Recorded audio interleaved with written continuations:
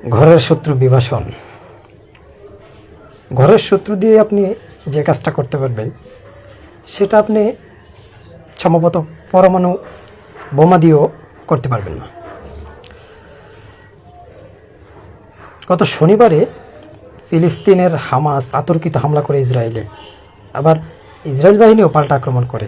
দুপক্ষেরই ব্যাপক ক্ষতি হয়, বেশি ক্ষতি হয় সাধারণ মানুষের। ইসরায়েল বাহিনীকে আমি একটা উপদেশ দিতে পারি, যে উপদেশটা অবলম্বন করলে তারা অচিরেই ফিলিস্তিন দখল করে নিতে পারবে বিনা রক্তপাতে।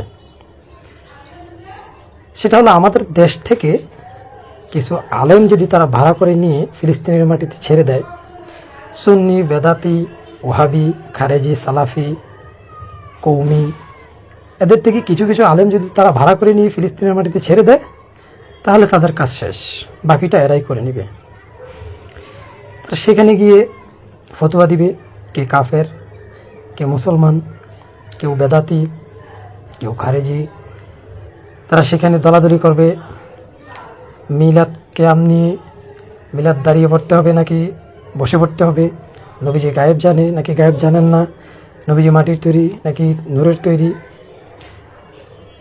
নামাজের সময় হাত কোথায় বাঁধবে, নাভির উপরে নাকি নিচে, তারাবির নামাজ কয় রাকাত, 20 রাকাত না 4 রাকাত না 8 রাকাত, এগুলো নিয়ে তারা ইখতিলাফ শুরু করে দিবে।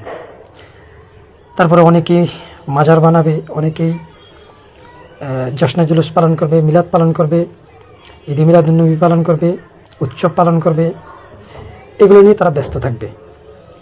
আবার অনেকেই একজন আরেকজনের পিছনে লেগে থাকবে, এতে করে বড় বড় আলেমরা দেশ থেকে বিদেশ পাড়ি জমাবে। এইভাবেই যখন তারা দলে দলে বিভক্ত হয়ে যাবে, এভাবেই যখন তারা নিজেরাই নিজেদের মধ্যে কামড়াকামড়ি করবে, ঠিক সেই সময়ে বিনা রক্তপাতে দখল করে নিতে পারবে ফিলিস্তিন, আল আকসা। এতে করে কোটি কোটি টাকার অস্ত্র বেঁচে যাবে, কোটি কোটি টাকার গোলাবারুদ বেঁচে যাবে, অনেক মানুষের প্রাণ বেঁচে যাবে, কোটি কোটি টাকার ক্ষয়ক্ষতি থেকে ফিলিস্তিন বেঁচে যাবে, ফিলিস্তিনের সাধারণ মানুষও বেঁচে যাবে। আর এই কাজটা যদি আমেরিকা অবলম্বন করত, এই বুদ্ধিটা, তাহলে হয়তো আফগানিস্তানের মাটি থেকে তারা খালি হাতে ফেরত আসতো না। এখনও আফগানিস্তানের মাটিতে তারা রাজত্ব চালিয়ে যেতে পারত। সুতরাং ঘরের শত্রু বিভাষণ। ঘরের শত্রুর চাইতে বড় শত্রু আর হতে পারে না। ঘরের শত্রু দিয়ে আপনি যে কাজটা করতে পারবেন সেটা পরমাণু বোমা দিয়েও করতে পারবেন না। আল্লাহ হাফেজ।